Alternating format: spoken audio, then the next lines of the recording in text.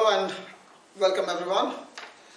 Welcome to Dakshina e learning platform. और आज हम लोग जा रहे हैं पेपर डिस्कशन करने ऑफ योर FST4, ठीक है। और यहाँ पे हम लोग बात करेंगे आपके बायोलॉजी सेक्शन की। 90 क्वेश्चन हैं एज यूजुअल, 91 से लेकर के 180 तक। चलो let's start with question number 91। जो फर्स्ट क्वेश्चन है आपका 91, वो बोल रहा है rearrangement of the following groups of plants in ascending evolutionary scale, है ना। तो कुछ प्लांट्स का यहाँ पे नाम दिया हुआ है और आपको उसको अरेंज करना है एवोल्यूशनरी स्केल पे। प्लांट्स दिए हुए हैं monocotyledons, Rhynia like plant, chlorophyte ancestor, dicotyledons and seed ferns, है ना। देखो ये नाम अगर आपको याद आ रहे हो तो आपके जो चैप्टर है एवोल्यूशन का, क्लास 12th में जो आपका चैप्टर है एवोल्यूशन का, उसमें एक पेज पे पूरा एक बड़ा सा डायग्राम बना हुआ है regarding the evolutionary history of plants, है ना। एवोल्यूशनरी हिस्ट्री ऑफ प्लांट्स का एक चार्ट बना हुआ है और उसमें सबसे बेस पर कौन है? Chlorophyte ancestor. सबसे पहले कौन आया था? Chlorophyte ancestor. क्लोरोफाइट एंसेस्टर से आए थे ट्राकियोफाइट्स, ट्राकियोफाइट्स आए थे रीनिया लाइक एंसेस्टर, फिर उससे आए थे सिलोटम लाइक एंसेस्टर्स, ठीक है। और उससे आपका डेवलप हुआ था साइकेडॉप्स, है ना, यानी कि जितने भी साइकेड्स हैं। और साथ में कौन हुए थे? Seeded ferns. और सीड फर्न से निकले थे आपके जिम्नोज प्लस एनजियोज। याद आ रहा है बेटा? ठीक है। तो इसका करेक्ट क्या होगा? करेक्ट होगा ऑप्शन नंबर 3, क्लोरोफाइट एंसेस्टर। उसके बाद से रीनिया लाइक प्लांट, फिर सीड फर्न्स, उससे डाइकॉट, और फिर डाइकॉट से बाद में कौन आया? Monocot. Option number 3। Question number 92 देखो, which phytochrome is used to speed up the which phytohormone is used to speed up the malting process in brewing industry, है ना। तो ब्रूइंग इंडस्ट्री में हम लोग यूज करते हैं जिब्रालिक एसिड का, ठीक है। जिब्रालिक एसिड जो है वो क्या करता है? आपके जर्मिनेशन को फास्ट करता है, जिसकी वजह से माल्टिंग प्रोसेस क्या होती है? फास्ट हो जाती है। ओके, सो करेक्ट आंसर क्या है? Option number 4। क्वेश्चन नंबर 93 देखो, इंडिपेंडेंट गैमीटोफाइट इज फाउंड इन। देखो बात यहाँ पे किसकी बात कर रहा है? इंडिपेंडेंट गैमीटोफाइट की। इंडिपेंडेंट गैमीटोफाइट किसमें होता है आपका? इंडिपेंडेंट गैमीटोफाइट होता है टेरिडोफाइटा में। किसमें होता है? टेरिडोफाइटा में। ओके, यहाँ पे जो ऑप्शन दिया हुआ है उसमें पहला है सिदरस एंड मैग्नीफेरा। सिदरस जिम्नोस्पर्म है, मैग्नीफेरा एंजियोस्पर्म है। इन दोनों में ही गैमीटोफाइट इंडिपेंडेंट नहीं होता है, यानी कि ये करेक्ट ऑप्शन है आपके लिए, है ना। सेकंड जो ऑप्शन है टेरिडियम एंड स्फैग्नम। अब टेरिडियम, है ना, इसमें इंडिपेंडेंट गैमीटोफाइट नहीं होगा। स्फैग्नम, स्फैग्नम में होगा। स्फैग्नम एंड सिदरस, स्फैग्नम में होगा। मैग्नीफेरा एंड टेरिडियम, अब टेरिडियम भी टेरिडोफाइट है, इसमें भी आपका इंडिपेंडेंट गैमीटोफाइट होगा, ठीक है। टेरिडियम और स्फैग्नम दोनों में होगा। तो अब देखो 93 क्वेश्चन का फिर करेक्ट आंसर क्या बन रहा है? सिदरस एंड मैग्नीफेरा, क्योंकि सिदरस जिम्नोस्पर्म है, मैग्नीफेरा एंजियोस्पर्म है, ठीक है। और इसमें इंडिपेंडेंट गैमीटोफाइट नहीं होता है। इंडिपेंडेंट गैमीटोफाइट किसमें होगा? टेरिडोफाइटा में, है ना। Okay, 94, dash content in maize leads to resistant to maize stem borers, है ना। ये क्या होगा इसका answer? High aspartic acid. NCERT की लाइन है बेटा, आप लोगों ने पढ़ रखा है एक chapter strategies for enhancement in food production, और उसमें ये लाइन दी गई है कि अगर मेज में हाई एस्पार्टिक एसिड कंटेंट है तो ये मेज का स्टेम बोरर से क्या होता है? रेसिस्टेंट होता है। 95, which sclerite is not participated to form male genital pouch in periplanata, यानी कि हम यहाँ पे किसकी बात कर रहे हैं? कॉकरोच की बात कर रहे हैं, ठीक है। और कॉकरोच में जो मेल कॉकरोच में जेनाइटल पाउच है उसमें कौन पार्टिसिपेट नहीं करता है? 10th स्टर्ना पार्टिसिपेट नहीं करता है बेटा। कौन नहीं पार्टिसिपेट करता है? 10th sterna. करेक्ट आंसर क्या है? Option number 3। क्वेश्चन नंबर 96 देखो, which of the following statement is false. कौन सा इनमें से गलत है? पहला, the fluid filled inner ear called labyrinth consist of 2 parts, bony and the membranous labyrinth. बिल्कुल सही बात है ना। दूसरा देखो, the coiled portion of labyrinth is cochlea. बिल्कुल सही बात है, इसको हम लोग कॉक्लिया कहते हैं। थर्ड बोल रहा है the Scala vestibuli ends at round window at the base of cochlea. नहीं जी, स्केला वेस्टिबुलाई नहीं, स्केला टिम्पैनी एंड करता है यहाँ, ओके, तो ये स्टेटमेंट क्या हो गया, फॉल्स, और यही आपका करेक्ट आंसर है। फोर्थ ऑप्शन भी देखते हैं, eustachian tube helps in equalising the pressure on either side of the eardrum. बिल्कुल सही बात है ना, स्टेचियन ट्यूब मिडिल ईयर का पार्ट है और ये प्रेशर मेंटेन करने में हेल्प करता है। क्वेश्चन नंबर 97 देखो, which of the following is not a restriction endonuclease. इनमें से कौन सा RE नहीं है, रेस्ट्रिक्शन एंडोन्यूक्लिएज नहीं है। HIND2 है, EcoR1 है, हालांकि यहाँ पे EcoR1 की जो स्पेलिंग लिखी है उसमें थोड़ी गलती है, C स्मॉल होना चाहिए था। थर्ड बोल रहा है प्रोटीएज। प्रोटीएज जो है वो एंडोन्यूक्लियस नहीं है, वो क्या है, प्रोटीन डाइजेस्टिंग एंजाइम है, वो न्यूक्लियस है ही नहीं, तो रेस्ट्रिक्शन एंडोन्यूक्लियस भी नहीं होगा, और इसीलिए आपका करेक्ट ऑप्शन क्या है, ऑप्शन नंबर 3। फोर्थ दे रहा है बोथ 1 and 2, वो तो क्लियरली नहीं होगा। 98, स्पीसीज डाइवर्सिटी अकर इन। स्पीसीज डाइवर्सिटी की बात कर रहा है बेटा, देखो स्पीसीज डाइवर्सिटी का मतलब क्या है, एक पर्टिकुलर एरिया में कितने डिफरेंट टाइप ऑफ स्पीसीज रहते हैं, दैट इज स्पीसीज डाइवर्सिटी, उसको हम क्या बोलते हैं, स्पीसीज डाइवर्सिटी। ठीक है, अब देखो ऑप्शन क्या दे रहा है, individuals of same species in particular area, एक ही स्पीसीज की बात कर रहा है तो स्पीसीज डाइवर्सिटी तो आई ही नहीं, ठीक है, ये तो नहीं होगा। दूसरा बोल रहा है individual of same species in different area, again एक ही स्पीसीज के बारे में बात कर रहे हैं, बस एरिया दूसरा हो गया है, क्या फर्क पड़ता है, स्पीसीज तो एक ही है ना, स्पीसीज डाइवर्सिटी यहाँ पे भी नहीं हुई। थर्ड बोल रहा है पॉपुलेशन। पॉपुलेशन क्या होता है, number of individuals of a species present in a area at a given time, है ना, तो एक पर्टिकुलर एरिया में किसी टाइम पे किसी पर्टिकुलर स्पीसीज के कितने इंडिविजुअल्स है, उसी को हम क्या कहते हैं, पॉपुलेशन या पॉपुलेशन साइज। ठीक है, तो ये भी एक ही स्पीसीज के बारे में बात कर रहा है। फोर्थ ऑप्शन बोल रहा है कम्युनिटी। कम्युनिटी क्या होता है, एक पर्टिकुलर इकोसिस्टम में जितने भी डिफरेंट पॉपुलेशंस हैं, यानी कि जितने भी डिफरेंट स्पीसीज हैं, उन सबको मिला करके क्या बनता है, बायोलॉजिकल कम्युनिटी, है ना, तो बायोलॉजिकल कम्युनिटी में स्पीसीज डाइवर्सिटी होती है, इसीलिए करेक्ट आंसर क्या है, फोर्थ कम्युनिटी। 99 देखो, chemical nature of cholesterol is. Cholesterol क्या होता है बेटा, डिराइव्ड लिपिड होता है, क्या होता है, डिराइव्ड लिपिड, है ना, ऑप्शन नंबर 3 याद होगा आप लोगों को। 100th क्वेश्चन देखो, stroke volume is. Stroke volume कितना होता है, 70 ml। पिछले FST में भी ऐसा एक क्वेश्चन था, है ना, जिसमें कि ऑप्शन में स्ट्रोक वॉल्यूम दिया गया था 70 ml। ठीक है, 120 ml क्या था, एंड डायस्टोलिक वॉल्यूम था। 5 लीटर क्या है, कार्डियक आउटपुट है, और 50 ml क्या है, 50 ml आपका एंड सिस्टोलिक वॉल्यूम होता है। ठीक है, करेक्ट आंसर क्या है, ऑप्शन 1। 101 देखो, which of the following disease is related to cadmium pollution, है ना, यहाँ पे स्पेलिंग मिस्टेक है, सही कर लेंगे आप लोग, कार्डेरियम लिख दिया है, गलत है, वो क्या होना चाहिए, कैडमियम। ठीक है, तो कैडमियम से किसका कौन सा डिजीज होता है, इटाई, इट हर्ट्स डिजीज, है ना, कैडमियम के पॉल्यूशन से क्या होता है, इटाई डिजीज होता है ना, और ये एक स्केलेटल डिजीज है, ऑस्टियोमलेशिया होता है इसमें।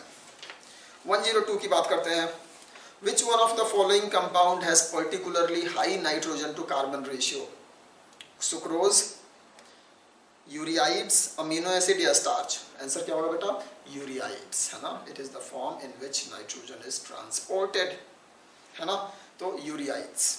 103 देखो, यहाँ पे 4 स्टेटमेंट दिया हुआ है और पूछ रहा है कि कौन सा ऐसा ऑप्शन है जिसमें सारे करेक्ट स्टेटमेंट्स हैं। स्टेटमेंट देखो, पहला बोल रहा है in lichen algal and fungal component are heterotrophic and autotrophic respectively. गलत है ना, उल्टा कर दिया है, एल्गल को हेट्रोट्रॉफिक लिख रहा है और फंगल को ऑटोट्रॉफिक। रियलिटी में क्या होता है, एल्गल ऑटोट्रॉफिक और फंगल हेटेरोट्रॉफिक होता है, तो ये स्टेटमेंट इनकरेक्ट है। बी देखो, haplontic life cycle is found in thallophytes like albugo and ulothrix. बिल्कुल सही बात है, बिल्कुल सही बात है। अब आप में से कुछ लोग बोलेंगे सर एल्बुगो तो फंजाई है, उसको आप थैलोफाइटा में क्यों ला रहे हो। बेटा इसकी जो बॉडी होती है वो रूट, स्टेम और लीव्स में डिफरेंशिएटेड नहीं होती है, इसकी बॉडी भी कैसी होती है, थैलस लाइक होती है, इसलिए ये भी क्या है, एक थैलोफाइटा है। समझ में आ रहा है, ओके, तो ये स्टेटमेंट बिल्कुल सही है। सी बोल रहा है prions are abnormally folded infectious proteinaceous bodies. बिल्कुल सही बात है, मैड काउ डिजीज के बारे में हमने बात की थी, कुरू डिजीज के बारे में हमने बात की थी, है ना, किसकी वजह से हो रहा था, प्रियॉन से। प्रियॉन्स क्या होते हैं, misfolded infectious proteins. D diplontic life cycle is found in seed plants like pine and teak, बिल्कुल सही बात है। ये क्या है, ये जिम्नोज एंड एनजीओज की बात कर रहे हैं हम, इसीलिए ये क्या होंगे, इनमें डिप्लॉन्टिक लाइफ साइकिल होता है। ये स्टेटमेंट भी सही है। करेक्ट ऑप्शन क्या होगा, ऑप्शन नंबर 2। 104 देखिए, स्टार्टोसिस्ट और balancing organ are present in prawn, frog, whale and crow. देखो बैलेंसिंग ऑर्गन एज स्टार्टोसिस्ट मिलता है आपको प्रॉन्स में, फ्रॉग, व्हेल और क्रो में क्या होगा, इनर ईयर होगा या इंटरनल ईयर होगा। Correct option, option number 1। Question 105, placental mole and marsupial mole are an example of, किसके एग्जाम्पल है ये, पैरेलल एवोल्यूशन के। किसके एग्जाम्पल है, पैरेलल एवोल्यूशन के। These are closely related species which are showing adaptive convergence, और ऐसे को हम क्या बोलेंगे, पैरेलल एवोल्यूशन। करेक्ट आंसर क्या है, ऑप्शन नंबर 3, पैरेलल एवोल्यूशन। 106 देखिए, डाइयूरेसिस इज द कंडीशन इन विच, डाइयूरेसिस क्या होता है, देखो बेटा नाम है डाइयूरेसिस। डाइयूरेसिस में क्या होता है, डाइयूरेसिस में आपका डाइल्यूट यूरिन प्रोड्यूस होता है। क्या होता है, डाइल्यूट यूरिन प्रोड्यूस होता है ना। और डाइल्यूट यूरिन का वॉल्यूम क्या होगा, वॉल्यूम क्या होगा, अधिक होगा। समझ में आ रहा है। तो diuresis is the condition where excretion of urine volume increases, excretion of urine volume increases। ठीक है, चलिए क्वेश्चन नंबर 107 की हम लोग बात करेंगे।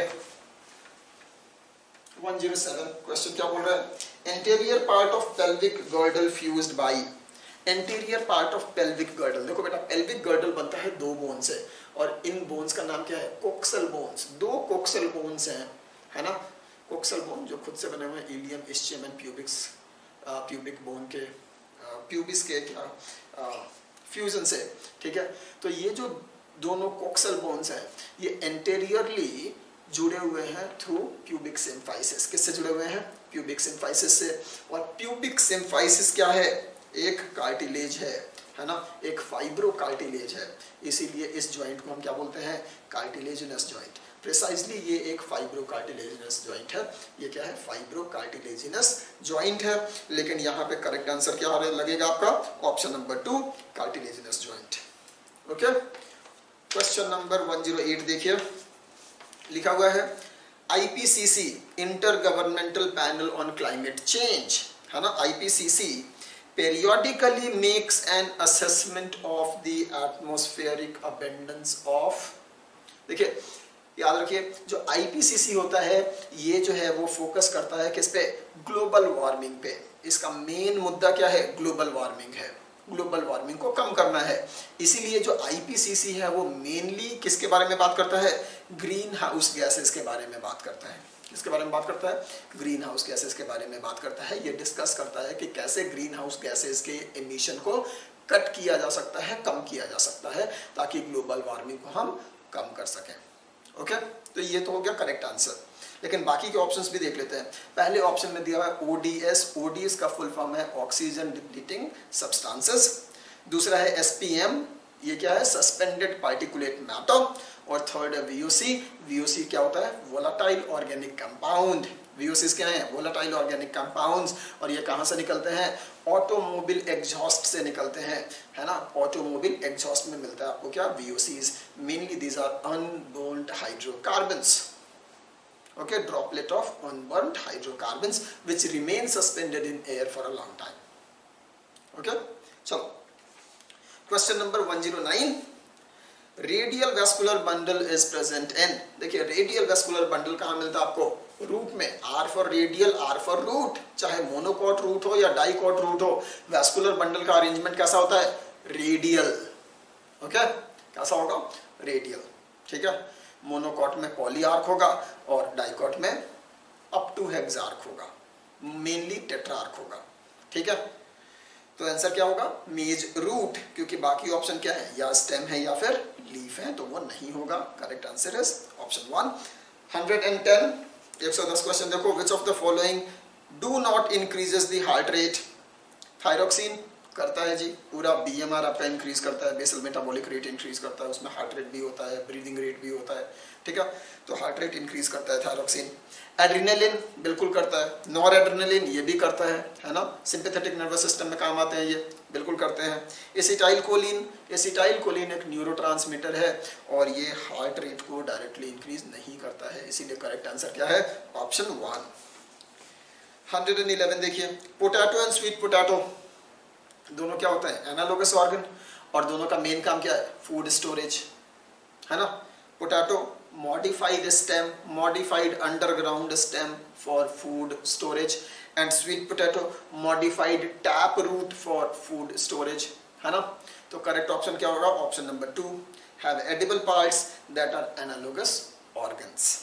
ठीक है जी, चलो 112 देखिए, which one of the following hormone play important role in rapid internodal elongation in deep sea rice plant, ठीक है, sorry deep water rice plant, है ना, डीप वाटर राइस प्लांट के बारे में बात कर रहे हैं। तो याद कीजिए ये भी एनसीईआरटी की लाइन है, जब कोई राइस प्लांट जो पैडी फील्ड है उसमें पानी भर जाता है, तो जो राइस प्लांट्स होते हैं उनमें बहुत ज़्यादा किसका सिक्रेशन होता है, इथाइलिन का। और इथाइलिन क्या करता है यहाँ पे, इंटरनोडल इलोंगेशन करवाता है, सो दैट जो लीव्स हैं वो पानी में सबमर्ज ना हो, वो बाहर रहें and exposed to sunlight for making food, that is photosynthesis इनमें होता रहे। समझ में आ रहा है। तो यहाँ पे जो इंटरनोडल इलोंगेशन करवा रहा है वो कौन करवाता है, इथाइलिन, ठीक है। तो करेक्ट आंसर क्या है, इथाइलिन। 113 देखो, which of the following is not a Mendelian disorder, है ना, इनमें से कौन सा मेंडेलियन डिसऑर्डर नहीं है। हीमोफीलिया बिल्कुल है। टर्नर सिंड्रोम, टर्नर सिंड्रोम में क्या होता है बेटा, टर्नर सिंड्रोम में आपने क्या पढ़ा था, 45 क्रोमोसोम्स होते हैं, 22 पेयर्स प्लस ओनली एक्स, बाकी खाली रहता है, इसलिए ओ हम बोल देते हैं, यानी कि हम क्या बोलते हैं 44 प्लस एक्स ओ, क्या कहा था, टर्नर सिंड्रोम, है ना, ठीक है। तो यहाँ पे ओ यानी कि ये एब्सेंट है, ये क्यों होता है, because of meiotic non disjunction, meiotic non disjunction किसकी वजह से हो रहा है, मियोटिक नॉन डिसजंक्शन की वजह से हो रहा है। ऐसा क्यों होता है, मान लो कि यहाँ पे एक फीमेल गैमेट का फॉर्मेशन हुआ जिसमें 22 है प्लस 0 है, सॉरी 22 प्लस 0 है, और एक गैमेट बना जिसमें 22 प्लस एक्स हो गया, तो इसमें कितना हो गया 24 क्रोमोसोम, इसमें कितना रह गया 22। क्यों हुआ, क्योंकि जो एक्स क्रोमोसोम था, जो एक्स होमोलोगस पेयर था, इसका प्रॉपरली सेपरेशन नहीं हुआ ड्यूरिंग द मियोसिस। समझ में आ रहा है। अब देखो ऐसा वाला जब एग सेल फ्यूज करेगा किसी नॉर्मल स्पर्म से, है ना, जिसके पास कि सिर्फ 22 प्लस एक्स हो, तो क्या बनाएगा ये बना देगा 22 प्लस 22 44 प्लस एक्स ओ, क्या बन जाएगा टर्नर सिंड्रोम। अगर ये फ्यूज कर गया 22 प्लस वाई वाले से, तो ये क्या बना देगा 44 प्लस एक्स वाई, यानी कि क्लेनेफेल्टर सिंड्रोम, है या ना। किसकी वजह से हो रहा है ये हो रहा है because of meiotic non disjunction. समझ में आ रहा है, मियोसिस में प्रॉब्लम की वजह से हो रहा है, इम्प्रॉपर मियोसिस की वजह से हो रहा है, ठीक है। चलिए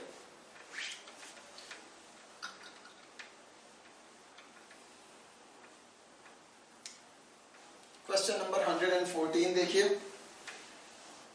114 लिख रहा है, snakes and lizards shed their dash as skin cast.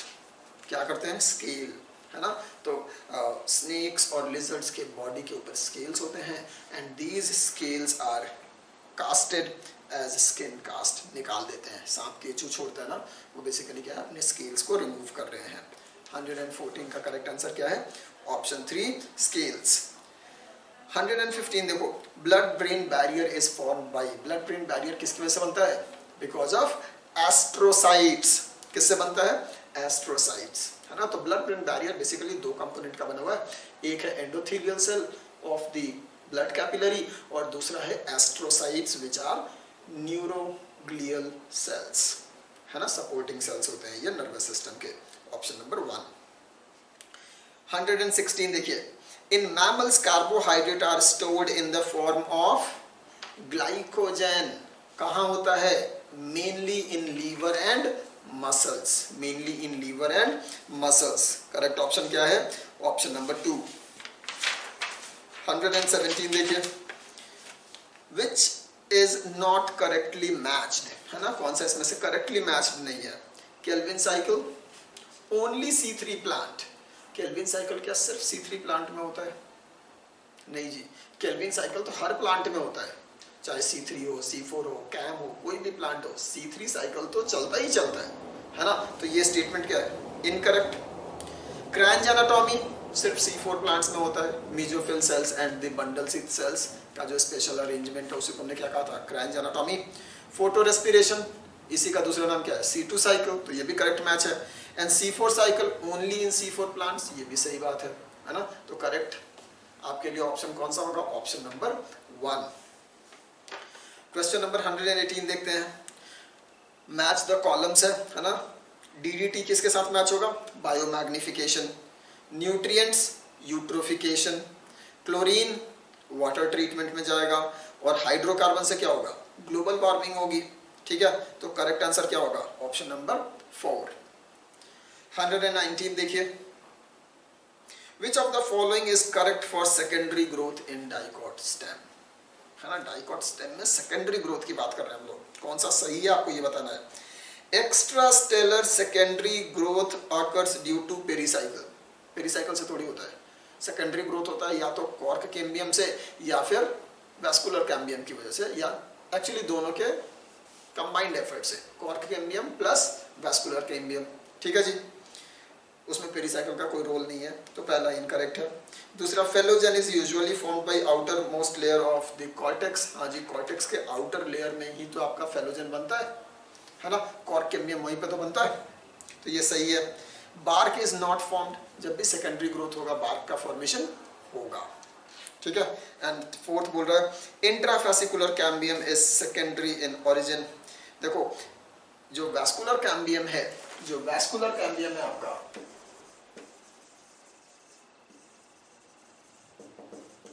Vascular cambium, इसके दो पार्ट हैं। पहला है इंट्राफेसिकुलर, है ना, इंट्राफेसिकुलर, ओके, और दूसरा क्या है? इंटरफेसिकुलर। ठीक है, इंट्राफेसिकुलर मान लो ये कंज्वाइंट है, यहाँ पे जाइलम है, यहाँ पे फ्लोएम है, तो इसके बीच में ये क्या है? इंट्राफेसिकुलर। और इंटरफेसिकुलर क्या है? मान लीजिए ये दो आपके वैस्कुलर बंडल्स हैं, फ्लोएम फ्लोएम, जाइलम जाइलम, ये क्या था आपका? इंट्रा। ओके, इन दोनों के बीच में यहाँ पे जो डी डिफरेंशिएशन ऑफ टिश्यूज से बनता है, सिंपल टिश्यूज से, उसको हम क्या बोलते हैं? इंटरफेसिकुलर। ये क्या है? इंट्राफेसिकुलर। समझ में आ रहा है? तो ये क्या होता है? ये होता है प्राइमरी मेरिस्टेम। ये क्या होता है? Primary meristem. और ये क्या होता है? Secondary meristem. समझ में आ रहा है? तो इसीलिए फोर्थ भी क्या है? गलत है, फोर्थ में गलत है। समझ में आ रहा है अब आपको? करेक्ट ऑप्शन क्या होगा आपके लिए? Option number 2। 120 देखिए, question number 120, venous heart is present in, किसमें होगा? Fish. Venous heart is present in fish, मछलियों में। ठीक है। 121 देखिए, drone in a colony of honey bee originate by arrhenotoky. Parthenogenesis से बनता है ना, और ऐसा पार्थिनोजेनेसिस जिससे मेल सेक्स का फॉर्मेशन हो उसको हम क्या बोलते हैं? आर्हिनोटॉकी। अगर फीमेल सेक्स का हो तो उसको हम क्या बोलेंगे? थेलियोटोकी। समझ में आ रहा है? तो ड्रोन्स क्या होते हैं? मेल होते हैं, इसीलिए ये किसका एग्जाम्पल है? आर्हिनोटॉकी का। Option number 3। 122 देखिए, according to Whittaker system frankia is kept under kingdom monera, क्योंकि फ्रैंकिया क्या है? बैक्टीरिया है, इसीलिए किसमें होगा? मोनेरा में। Choose the incorrect match. Phenylketonuria, phenyl pyruvic acid, हाँ जी, इनका एक्यूमुलेशन होता है यहाँ पे। Down syndrome, trisomy of 21st chromosome, बिल्कुल सही है। क्लेनेफेल्टर सिंड्रोम 47 क्रोमोसोम्स होंगे, सही होगा। लेकिन जीनोटाइप क्या होगा क्लेनेफेल्टर का? अभी हमने बात किया XXY, 44 प्लस XXY, टोटल कितने हो गए? 44 प्लस 3 47, हाँ या ना? ठीक है, तो ये बिल्कुल सही है। टर्नर सिंड्रोम 45X, सॉरी ये गलत था, क्लेनेफेल्टर सिंड्रोम वाला। फोर्थ बोल रहा है टर्नर सिंड्रोम 45XO, ये बिल्कुल सही है। 45 क्रोमोसोम्स होते हैं। जीनोटाइप क्या होता है? XO। ओके, तो आपका 23rd का इनकरेक्ट मैच कौन सा है? Option number 3। Okay, great.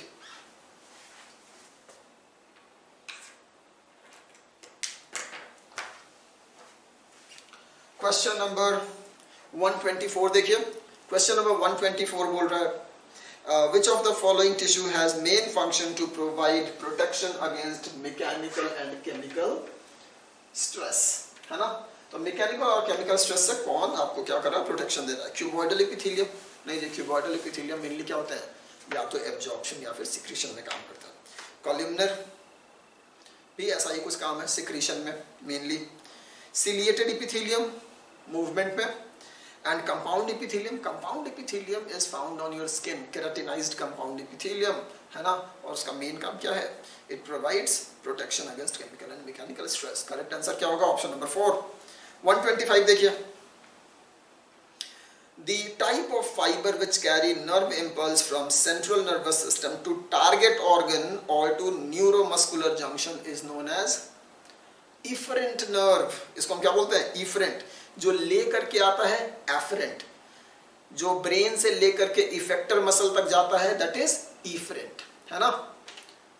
Sensory organ से ब्रेन तक जो न्यूरॉन लेकर के आता है उसको बोलते हैं एफरेंट न्यूरॉन या एफरेंट फाइबर, और जो लेकर के जाता है ब्रेन से इफेक्टर ऑर्गन या टारगेट ऑर्गन तक उसको हम क्या बोलते हैं?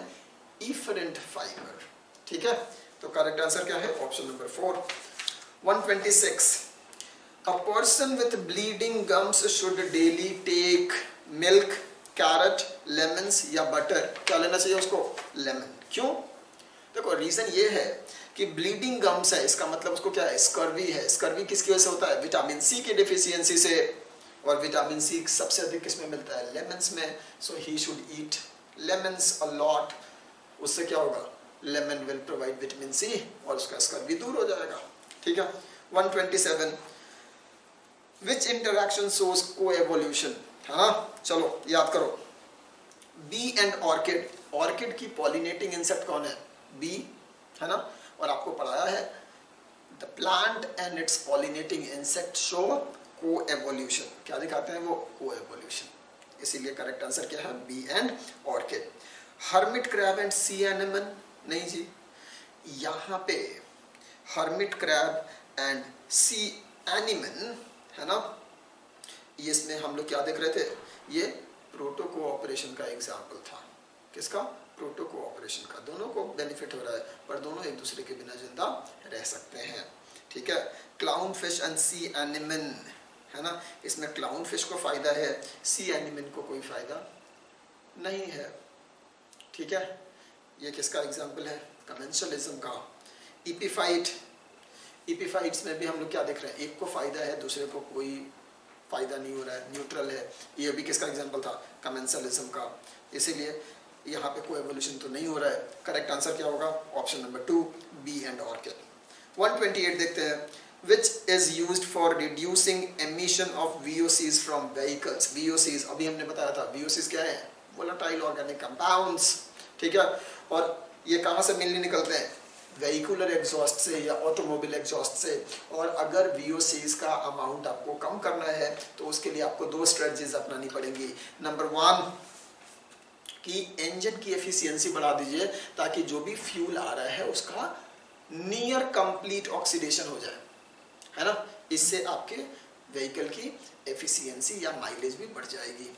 ठीक है। और इसके लिए हम क्या करते हैं? इसके लिए हम करते हैं multiple point fuel injection engines, हाँ, तो जो multiple point fuel injection engine होते हैं इनकी एफिशिएंसी अधिक होती है as compare to non multiple point fuel injecting engines. ठीक है, तो यहाँ पे जो फ्यूल का कंबस्शन होता है वो ज़्यादा कंप्लीट होता है, जिसकी वजह से ये ज़्यादा पावर प्रोड्यूस करते हैं, इनका एफिशिएंसी भी ज़्यादा होता है, प्लस वीओसी का प्रोडक्शन भी कम होता है। ठीक है, तो एक ये स्ट्रेटजी है।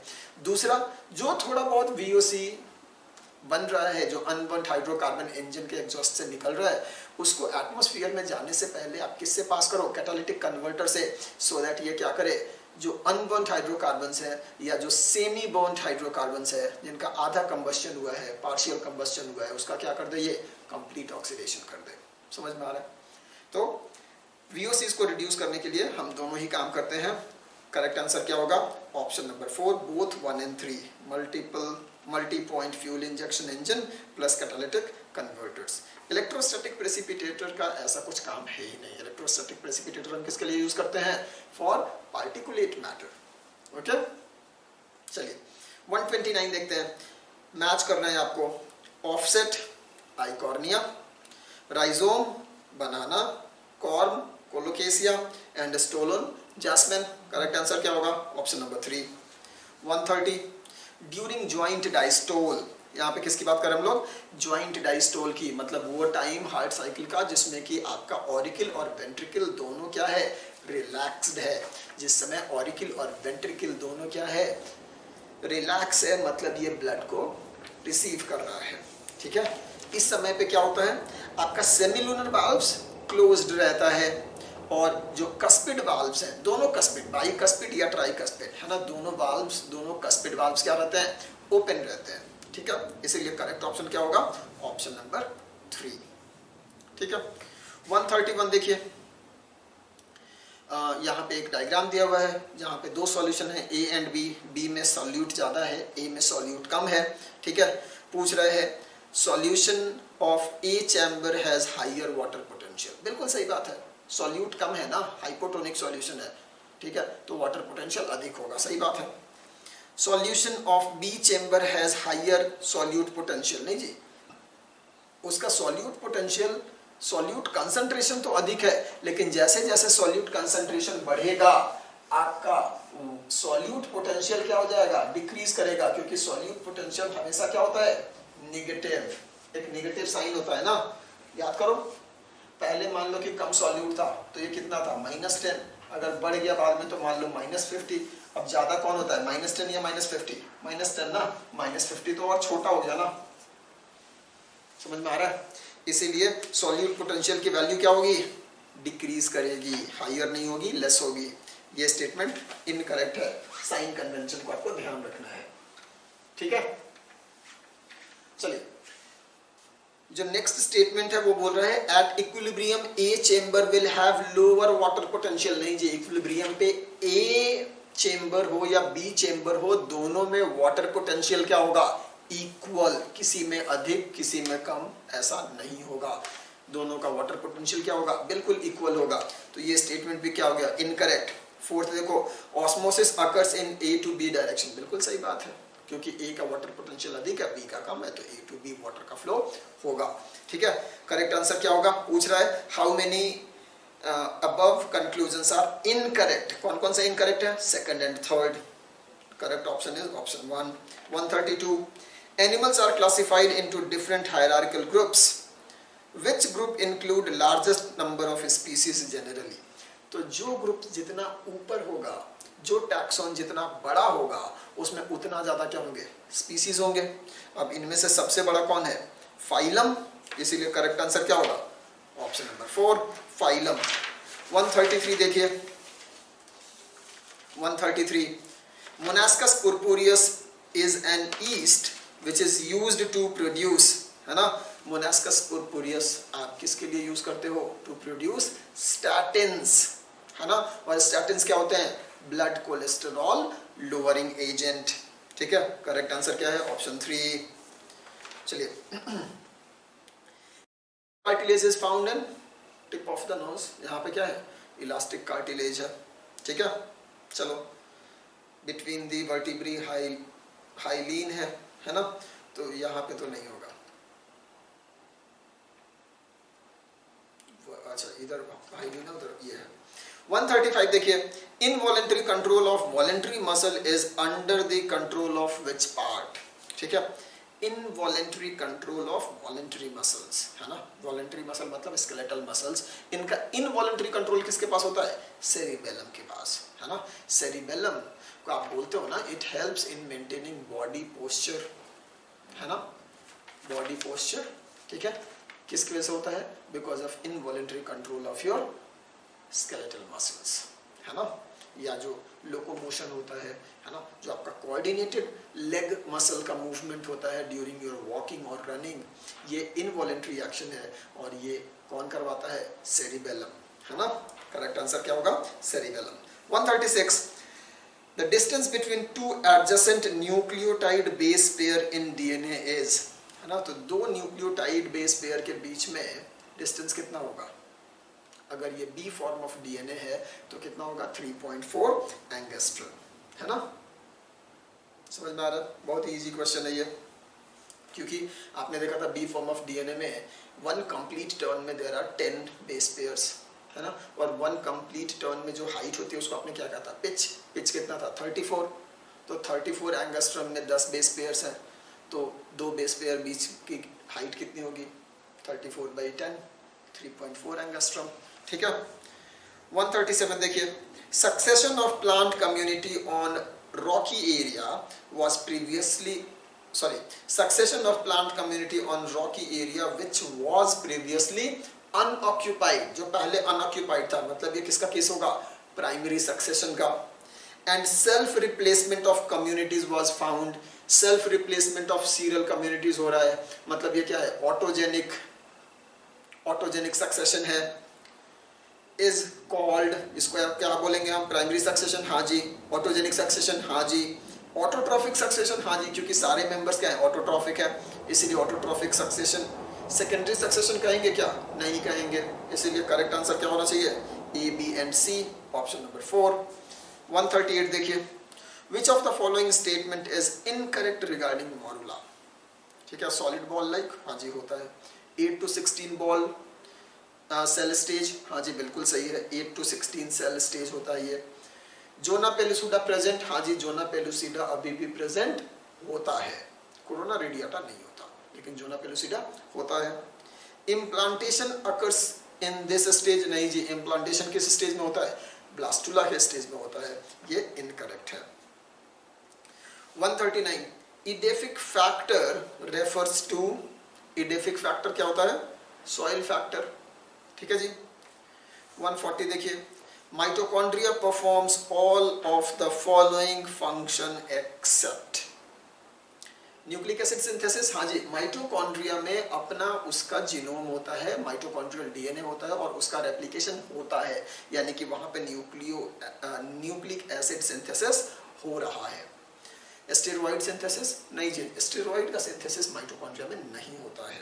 एटीपी सिंथेसिस बिल्कुल होता है, एंड ऑक्सीडेशन ऑफ फूड भी होता है, क्रेब्स साइकिल। ठीक है, link reaction and Krebs cycle यहाँ पे होता है, जिनसे कि ऑक्सीडेशन ऑफ फूड होता है इन प्रेजेंस ऑफ ऑक्सीजन। ठीक है, तो 140 का करेक्ट आंसर क्या होगा? Steroid synthesis. 141 how many carbon atoms would a molecule have which after accepting CO2 forms 3 carbon compound. देखो ये बेसिकली क्वेश्चन है आपका केल्विन साइकिल का, है ना, और केल्विन साइकिल में आपको याद होगा कि CO2 का फिक्सेशन होता है बाई रुबिस्को, किस मॉलिक्यूल पे? RuBP, रिबुलोज बिसफॉस्फेट, जो कि 5 कार्बन का कंपाउंड है, और उस पर एक CO2 बाइंड करता है, क्या बन जाता है? 6 कार्बन कंपाउंड बन जाता है, जो कि फर्दर ब्रेक करता है तो 3 कार्बन कंपाउंड, जिसमें से एक 3 कार्बन कंपाउंड निकल जाता है और उससे ग्लूकोज का फॉर्मेशन हो जाता है, हाँ या ना? ठीक है, तो यहाँ पे जो मॉलिक्यूल है जो CO2 को एक्सेप्ट करता है वो एक 5 कार्बन कंटेनिंग कंपाउंड है, RuBP है, रिबुलोज बिसफॉस्फेट है, option number 4। 142 fungi and bacteria are ecologically considered as decomposers. Ecologically क्या है? वो डिकम्पोजर्स हैं। मोड ऑफ न्यूट्रिशन उनका क्या है? सैप्रोफिटिक है ना, तो सैप्रोफाइट क्या है? मोड ऑफ न्यूट्रिशन है। इकोलॉजिकली वो क्या है? डिकम्पोजर्स है, okay. 143, choose the correct match, Methanobacterium biogas, बिल्कुल सही बात है। न्यूक्लियो पॉलीहेड्रोवायरस, ये बायो फर्टिलाइजर तो नहीं होता, ये तो वायरस है। एनाबीना, एनाबीना बायो फर्टिलाइजर की तरह यूज होता है ना, ये बायो कंट्रोल एजेंट नहीं है ना। न्यूक्लियो पॉलीहेड्रोवायरस क्या है, एक बायो कंट्रोल एजेंट है। ग्लोमस, ग्लोमस जो होता है वो फंगस है ना, और इससे एथेनॉल का प्रोडक्शन नहीं होता है, तो ये भी इनकरेक्ट है। ठीक है, तो करेक्ट आंसर क्या हो गया, option number 1। Choose the incorrect statement with respect to health, है ना। Defined as a state of complete physical, mental and social wellbeing, बिल्कुल सही बात है जी। Health increases longevity of people, ये भी सही बात है। Health increases infant and maternal mortality, अगर हेल्दी होगा तो मोर्टेलिटी कम होगी ना, ये स्टेटमेंट क्या हो गया, incorrect. Balance diet, personal hygiene and regular exercise maintain good health, बिल्कुल सही बात है। करेक्ट आंसर क्या है, ऑप्शन 3। 145 देखिए, from the table given below select the correct option. Vasopressin, short peptide, origin क्या है, हाइपोथैलेमस, बिल्कुल सही बात है। वेजोप्रेसिन की बात कर रहे हैं, यानी कि हम किसकी बात कर रहे हैं, एडीएच की बात कर रहे हैं। ये शॉर्ट पेप्टाइड है और कौन सिक्रीट करता है इसको, हाइपोथैलेमस। सेकंड है testosterone, protein, testosterone steroid hormone है, ये प्रोटीन नहीं है, गलत हो गया। इंसुलिन, शॉर्ट पेप्टाइड, थायराइड नहीं जी, थायराइड इसको थोड़ी सिक्रीट करता है, कौन करता है, पैनक्रियाज, ये भी गलत हो गया। Epinephrine, long peptide, pancreas, epinephrine कौन करता है, इपिनेफ्रिन एंड नॉर इपिनेफ्रिन कौन कर रहा है यहाँ पे, ये करता है आपका एड्रिनल मेडुला, तो ये भी गलत हो गया। ठीक है, करेक्ट आंसर क्या है, option 1। Which one of the following is not a part of a transcription unit in DNA? Transcription unit किसका बना होता है, देख लो यहाँ पे, ट्रांसक्रिप्शन यूनिट बना होता है आपका promoter, operator, structural gene and terminator का। इसमें इंड्यूसर तो नहीं आता है, इंड्यूसर इनफैक्ट डीएनए भी नहीं है। ठीक है, तो वो ट्रांसक्रिप्शन यूनिट का तो पार्ट हो ही नहीं सकता। ठीक है, करेक्ट आंसर क्या है, ऑप्शन नंबर 1, इंड्यूसर। 147 देखिए, at any time during succession natural or human induced disturbances can convert a particular serial stage of succession to an earlier stage. It is called, देखो basically बोल रहा है कि मान लो कि एक सक्सेशन हो रहा है, ए से बी स्टेज आया और बी से फिर सी स्टेज आया। ठीक है, आइदर बिकॉज ऑफ नेचुरल और ह्यूमन एक्टिविटी की वजह से मान लो कि सी स्टेज खत्म हो गया और वापस से कहाँ पहुंच गया वो, बी स्टेज पे, पिछले स्टेज पे पहुंच गया, है ना। तो सी खत्म हो गया और कहाँ पहुंच गया, बी स्टेज पे पहुंच गया, अपने पिछले स्टेज पे पहुंच गया, तो इसको हम क्या बोलेंगे, रेट्रोग्रेसिव सक्सेशन। इसको क्या बोलेंगे, रेट्रोग्रेसिव सक्सेशन। क्यों, क्योंकि पीछे चला गया ना, अपने प्रीवियस स्टेट पे चला गया है, इसीलिए उसको क्या बोलेंगे, रेट्रोग्रेसिव। ठीक है जी। 148 देखिए, इन the given 4 statement select the incorrect one. आपको इनकरेक्ट बताना है। Vagina is fibromuscular and non glandular organ, बिल्कुल सही बात है।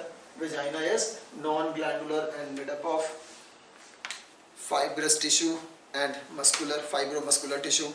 सेकंड बोल रहा है, presence of active memory gland is main feature of a mammalian female. एक सेकंड, है ना, तो presence of active memory gland is the main feature of mammalian female, ये भी सही बात है ना। Oxytocin is a main parturition hormone, बिल्कुल सही बात है। ऑक्सीटोसिन क्या कराता है, चाइल्ड बर्थ कराता है, पार्ट्यूरेशन कराता है ना। ऑक्सीटोसिन जो है वो जो वेजाइनल वॉल में मायोमेट्रियम है, स्मूथ मसल की जो लेयर है, उसको क्या करता है, विगरसली कॉन्ट्रैक्ट करवाता है, जिसकी वजह से चाइल्ड बर्थ होता है, तो ये सही बात है ना। लेकिन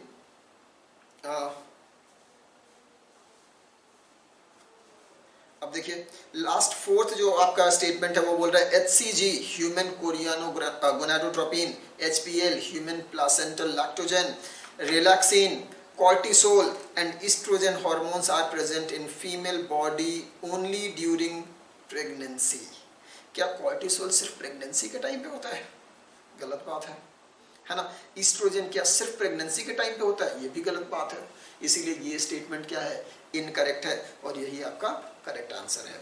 149 देखिए, thorn of bougainvillea, thorn of bougainvillea is meant for defence, हाँ जी, defence from herbivorous animals. Modification of axillary bud, बिल्कुल सही बात है, एक्सिलरी बड का मॉडिफिकेशन होता है। मॉडिफिकेशन ऑफ लीफ, ये गलत है। फोर्थ बोल रहा है बोथ 1 and 2, करेक्ट आंसर क्या होगा? Both 1 and 2। 150 match the following है। Leeuwenhoek first saw and describe the living cell, है ना। Robert Brown discovered the nucleus 1831। Schleiden all plants are composed of different kind of cells, ये बात किसने कही थी? स्लीडन ने। और स्वान ने क्या कहा था कि presence of cell wall is unique to plant cells. इसीलिए करेक्ट मैच क्या होगा? Option number 2। 151 देखते हैं। How many cell types does not, अच्छा, how many cell types does the leaf have that fix CO2 in C3 and C4 plants respectively, है ना। तो बोल रहा है कि C3 प्लांट के लीव्स में कितने ऐसे सेल्स होते हैं जहाँ पे कि CO2 का फिक्सेशन होता है, और C4 प्लांट के लीव्स में कितने ऐसे सेल्स होते हैं जहाँ पे कि CO2 का फिक्सेशन होता है, बताना है आपको। तो C3 प्लांट्स में हम देखते हैं कि सिर्फ एक ही टाइप का ऐसा सेल है जिसको हम क्या बोलते हैं? मीजोफिल सेल्स, जिसमें कि CO2 का फिक्सेशन होता है, और ये कौन करता है? रूबिस्को करता है। ठीक है जी। C4 प्लांट्स में हम क्या देखते हैं? दो तरह के ऐसे सेल्स हैं जहां CO2 का फिक्सेशन होता है। पहला मीजोफिल सेल जहां पे कि पेप्केज एंजाइम काम कर रहा है, और दूसरा बंडल सीथ सेल जहां पे रूबिस्को काम कर रहा है। ठीक है, तो आंसर क्या होगा? Option number 2, 1 and 2। 152 देखिए, in which of the following is not a part of sporophytic generation, है ना। यहाँ पे कुछ लिस्ट दिया हुआ ऑप्शन में, आपको बताना है कौन सा स्पोरोफिटिक जनरेशन का पार्ट नहीं है। ठीक है, इलैटर्स ऑफ मार्केंसिया, मार्केंसिया क्या है? ब्रायोफाइटा है ना। और इलैटर्स कहाँ होते हैं? इलैटर्स होते हैं इस ब्रायोफाइटा के कैप्सूल में। कैप्सूल क्या होता है? स्पोरोफिटिक जनरेशन होता है। ठीक है जी। पेरिस्टोम टिथा फ्यूनेरिया, अगेन ये भी स्पोर डिस्पर्सल का स्ट्रक्चर है। ये किस में पाया जाता है? कैप्सूल, जो कि स्पोरोफाइटिक टिश्यू है। किसमें? फ्यूनेरिया, जो कि क्या है? एक मॉस है। Prothallus of Pteridium, Pteridium pteridophyta है ना। और इसका जो प्रोथैलस होता है वो क्या होता है? गैमीटोफाइट होता है, स्पोरोफाइट नहीं होता है। ठीक है, और इसका फ्री इंडिपेंडेंट एग्जिस्टेंस भी होता है। फोर्थ बोल रहा है सीटा ऑफ मॉस, मॉस में सीटा भी क्या है? स्पोरोफिटिक टिश्यू है। ये भी क्या होता है? 2n होता है।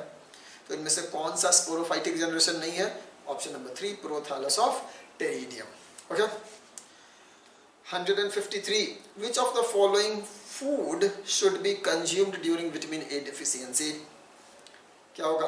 Golden rice. क्यों? गोल्डन राइस जो होता है that is vitamin A rich variety of rice, है ना। तो अगर आप गोल्डन राइस खाओगे तो विटामिन ए का जो आपका डेफिशिएंसी है वो कंपनसेट हो जाएगा। ठीक है जी।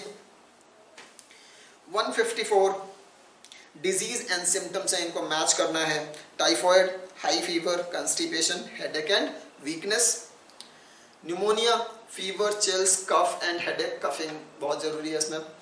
Ascariasis, internal bleeding, fever and anaemia. हाँ जी, एस्केरियसिस किसकी वजह से हो रहा है? एस्केरिस की वजह से हो रहा है, endoparasite of your intestine.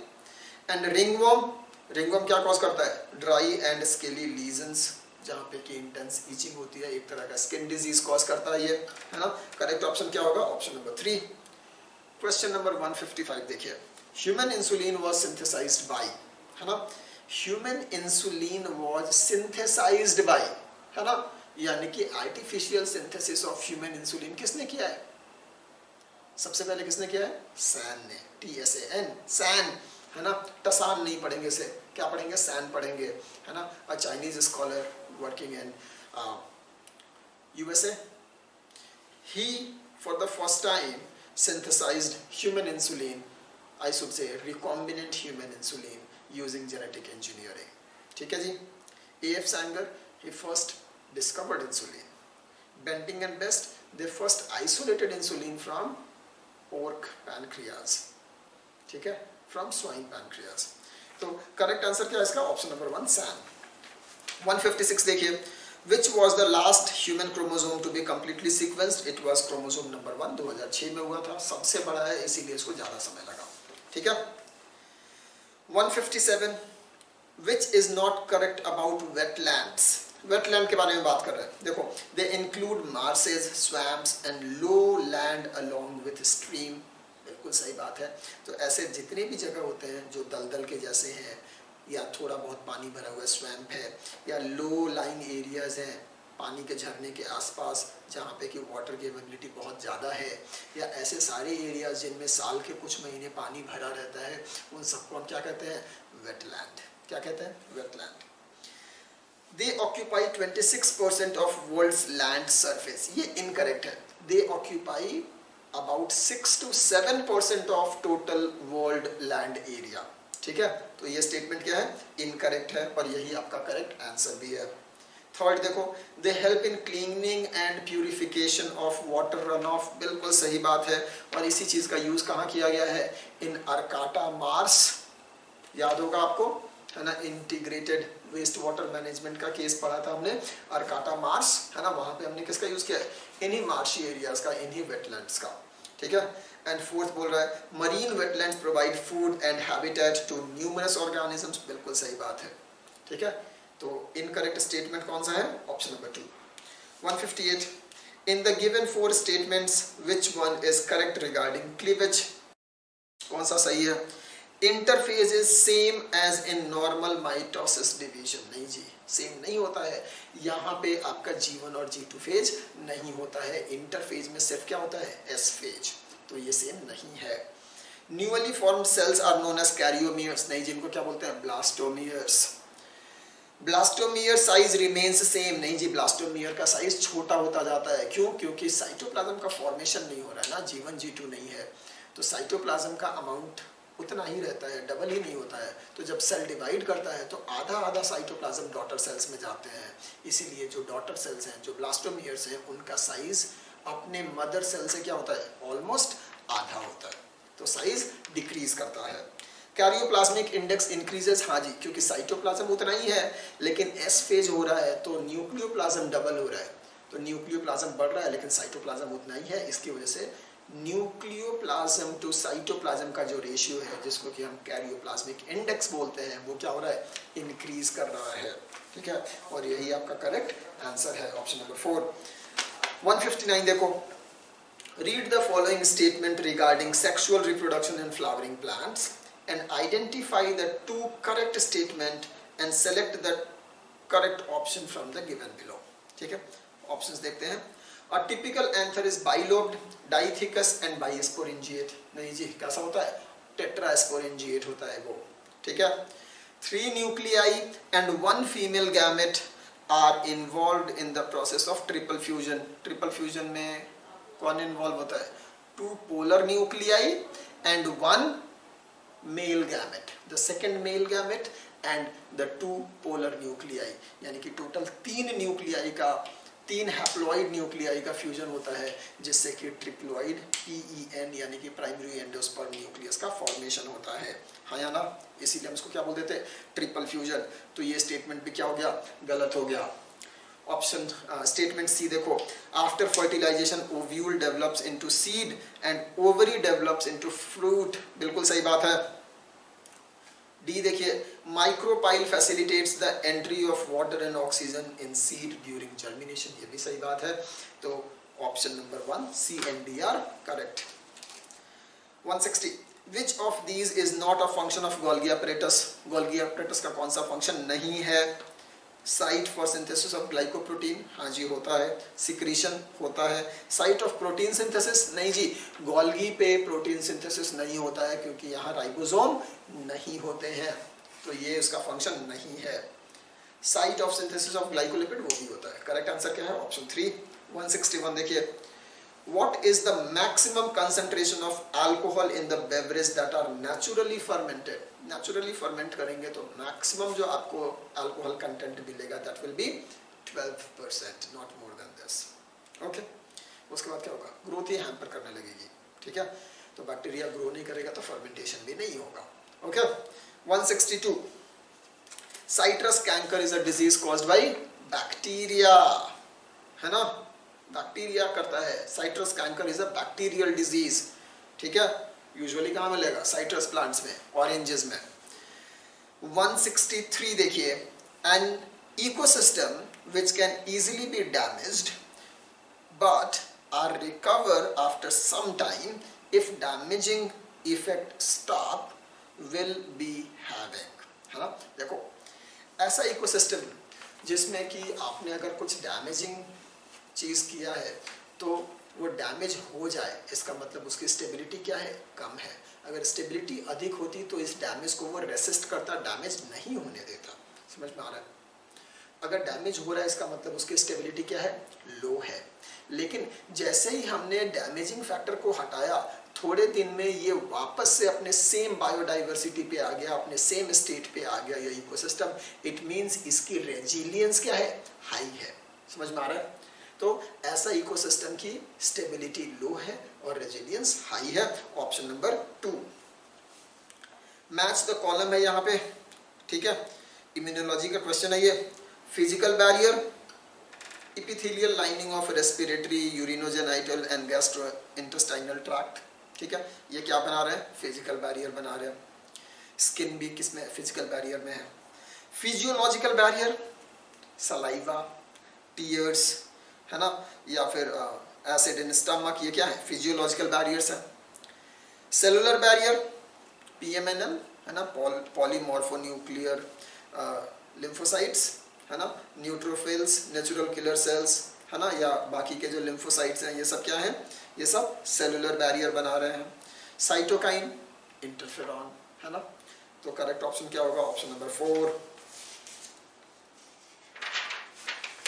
165 question देखिए, ये बोल रहा है hormone which increases the concentration of calcium ion in blood plasma and reduces urinary elimination of calcium is secreted by which endocrine gland? देखो, ये जो हार्मोन है, इस हार्मोन का नाम है पाराथॉर्मोन हार्मोन, जिसको हम लोग कॉलिप्स हार्मोन भी बोलते हैं।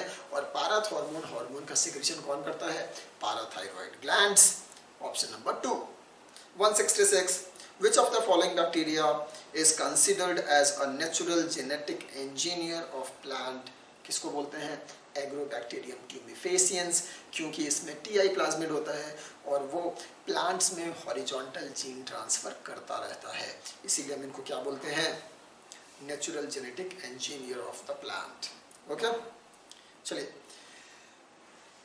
थर्मस एक्वेटिकस ये काम नहीं करता है, इनफैक्ट वो प्लांट को ही इन्फेक्ट नहीं करता है। स्यूडोमोनास पुटिडा भी नहीं करता है, इसीलिए बाकी के ऑप्शंस वैलिड नहीं है। 167 देखिए, choose the correct change during ecological succession, है ना? टोटल बायोमास डिक्रीज, नहीं जी, इकोलॉजिकल सक्सेशन के ड्यूरिंग बायोमास क्या होता है? इंक्रीज करता है। लो डिग्री ऑफ डाइवर्सिटी, ये भी गलत है, डाइवर्सिटी इंक्रीज होती है। ह्यूमस कंटेंट कांस्टेंट, नहीं जी, ह्यूमस कंटेंट स्लोली क्या होता है? इंक्रीज होता है। Decomposer also change, yes, with time जब आपके सीरल कम्युनिटीज चेंज होते हैं या डिफरेंट कम्युनिटीज जब चेंज होते हैं तो आपके डिकम्पोजर कम्युनिटी में भी क्या देखते हैं हम लोग? चेंज होता है, ठीक है? तो ऑप्शन 4 जो है वो करेक्ट है। 168, विच of the following content is present in acid soluble pool? देखो, एसिड सॉल्युबल पूल की बात कर रहे हैं, मतलब हम फिल्टरेट की बात कर रहे हैं, और फिल्टरेट में आपको क्या मिलेंगे? माइक्रोमॉलिक्यूल्स, है ना? क्या मिलेंगे? माइक्रोमॉलिक्यूल्स। अब देखो, आरएनए मैक्रोमॉलिक्यूल है, हाइड्रोनिक एसिड कॉम्प्लेक्स बायोसैकेराइड पॉलीसैकेराइड है, ठीक है? तो ये भी क्या है? मैक्रोमॉलिक्यूल है। इंसुलिन क्या है? प्रोटीन है, वो भी मैक्रोमॉलिक्यूल है। जो ग्लूकोज है वो माइक्रोमॉलिक्यूल है, ठीक है? तो ये आपको एसिड सॉल्युबल पूल में मिलेगा। Option number 3। 169 देखो, floral formula does not provide information regarding, floral formula जो है वो आपको cohesion and adhesion in floral appendage बताता है। याद करो, आप लोग कई बार क्या लिखते हो, सी ए और इसके ऊपर एक ऐसे लाइन खींच देते हो, ये क्या दिखा रहा है, कोहिजन। या फिर यहाँ पे लिखते हो 5 और यहाँ पे ब्रैकेट लगा देते हो, ये क्या दिखा रहा है, कोहिजन। ये क्या है, कोहिजन को बता रहा है, और ये किसको बता रहा है, एडिशन को बता रहा है। ठीक है, तो फ्लोरल फॉर्मूला में कोहिजन एडिशन पता चलता है। पोजीशन ऑफ ओवरी वो भी पता चलता है, आप ऐसे करते हो जी के नीचे, या फिर आप ऐसे करते हो, ये क्या बता रहा है, सुपीरियर और इंफीरियर ओवरी। ठीक है जी। Number of sepals and petals ये भी पता चलता है। देखो कैलिक्स कितने हैं, अगर 5 है तो ये पता चल रहा है ना कि कितने हैं, नंबर पता चलता है। प्लासेंटेशन इन ओवरी, ओवरी में प्लासेंटेशन कैसा है ये पता नहीं चलता है by floral formula. Floral diagram से इस बात का पता जरूर चल जाता है। ठीक है, option 3। 170 spindle fibre attached to kinetochore of chromosome. Chromosomes move towards spindle equator. Under the microscope, cell do not show Golgi complex, ER, nucleolus and nuclear membrane. Centromere split and chromatids move to opposite pole. Choose the option which has all the correct event during metaphase. तो देखो A, B, C तो metaphase में होता है, लेकिन जो D option है centromere का splitting and movement of chromatids to opposite pole, ये एनाफेज में होता है, ये मेटाफेज में नहीं होता है। इसीलिए करेक्ट आंसर क्या है, ऑप्शन 4। 171 देखिए, विच one of the following is a constituent of plasma membrane. Molybdenum नहीं होता, फॉस्फोरस, हाँ जी फॉस्फोरस होता है, क्योंकि यहाँ पे क्या है, फॉस्फोलिपिड्स हैं। मेम्ब्रेन में बहुत सारे क्या है, फॉस्फोलिपिड्स हैं, और उनमें फॉस्फेट होता है, यानी कि वहाँ फॉस्फोरस होता है। पोटाशियम नहीं होता, मैंगनीज भी नहीं होता। करेक्ट आंसर क्या है, ऑप्शन 2। 172 देखिए, in an ecosystem bacteria are considered as. देखिए किसी भी इकोसिस्टम की जब हम बात कर रहे हैं तो उसमें जो बैक्टीरिया एंड फंजाई होते हैं, बैक्टीरिया एंड फंजाई ये क्या होते हैं, ये डिकम्पोजर्स होते हैं। ये क्या होते हैं, डिकम्पोजर्स। और इन डिकम्पोजर्स को हम और 2 नाम से जानते हैं, इनको हम बोलते हैं माइक्रो कंज्यूमर। क्या बोलते हैं, माइक्रो कंज्यूमर, या फिर हम इनको बोलते हैं रिड्यूसर्स। क्या बोलते हैं, रिड्यूसर्स, या तो माइक्रो कंज्यूमर या फिर हम इनको रिड्यूसर्स भी कहते हैं। तो यहाँ देखो, यहाँ पे ऑप्शन क्या दिया हुआ है, micro consumer, primary consumer, secondary consumer या मैक्रो कंज्यूमर। आंसर क्या होगा, ऑप्शन 1। 173 देखिए, 173 यहाँ पे एक मैच करना है आपको, करेक्ट मैच बताना है इसमें से। ठीक है, ब्रासिका पूसा सावनी, पूसा सावनी ब्रासिका छोड़िए, ब्रासिका का कौन सा आपने पढ़ा था, पूसा स्वर्णिम। ठीक है, ओखरा पूसा A4, बिल्कुल सही मैच है और यही आपका करेक्ट आंसर है।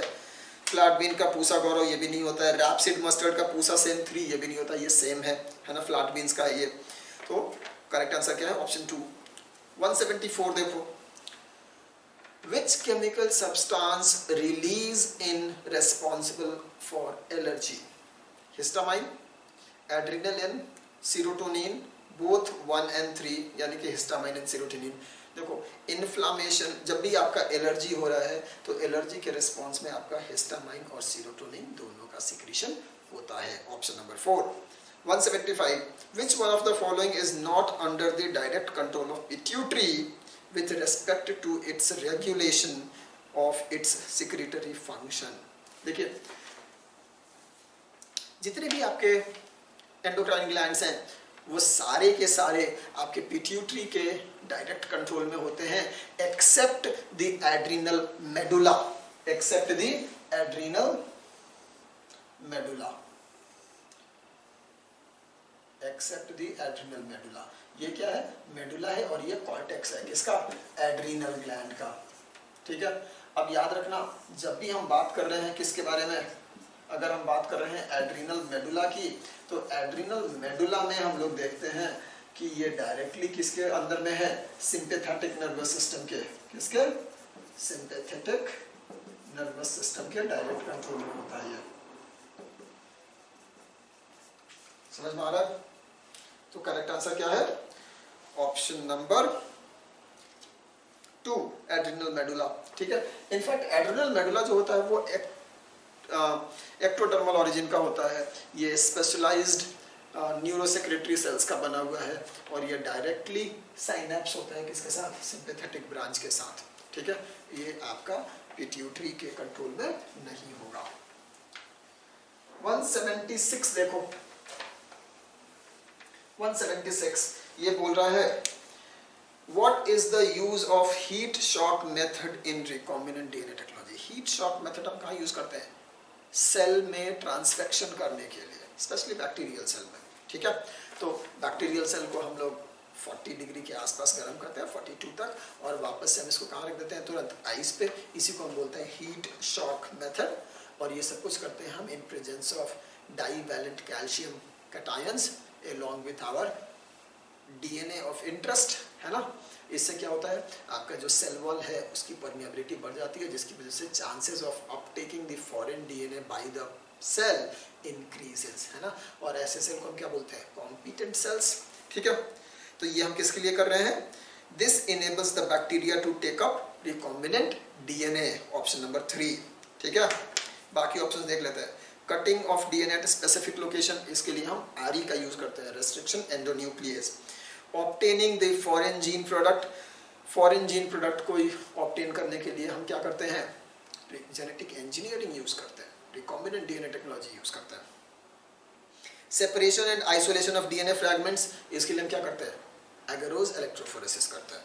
करेक्ट आंसर क्या है? ऑप्शन 3।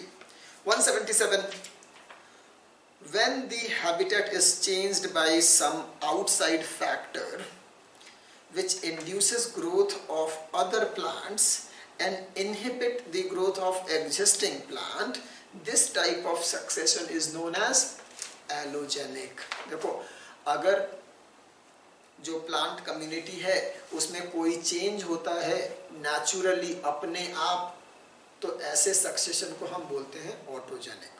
लेकिन अगर किसी एक्सटर्नल फोर्स की वजह से हो रहा है तो हम इसको क्या बोलेंगे? Allogenic succession. ठीक है, correct answer is option number 2।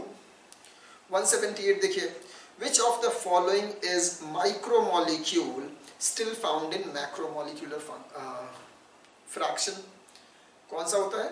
Lipid.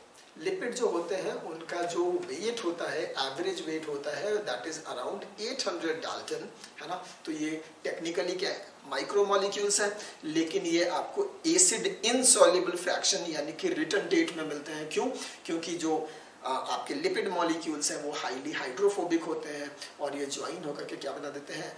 माइसील का फॉर्मेशन कर देते हैं। ये एग्रीगेट करके माइसील का फॉर्मेशन कर देते हैं, और माइसील ये एग्रीगेट है तो इसका मॉलिक्यूलर वेट अधिक है, साइज भी बड़ा है, इसीलिए ये आपको कहाँ मिलता है? एसिड इनसॉल्युबल पूल में। ठीक है, रिटर्न डेट में मैक्रोमोलिक्यूलर फ्रैक्शन में मिलता है, मैक्रोमोलिक्यूल्स के साथ। Correct answer is option number 4। 179 देखो, which of the following is an adaptation to self pollination। Self pollination के लिए कौन सा एडेप्टेशन है? Non synchronised pollen release and stigma receptiveness. नहीं जी, अगर नॉन सिंक्रोनाइज्ड है आपका पॉलन रिलीज एंड स्टिग्मा का रिसेप्टिवनेस, इसका मतलब दोनों अलग अलग टाइम पे रेडी हो रहे हैं। एक फ्लावर का जो पॉलन है और जो स्टिग्मा है ये अलग अलग टाइम पे मैच्योर कर रहे हैं। इससे क्या होगा?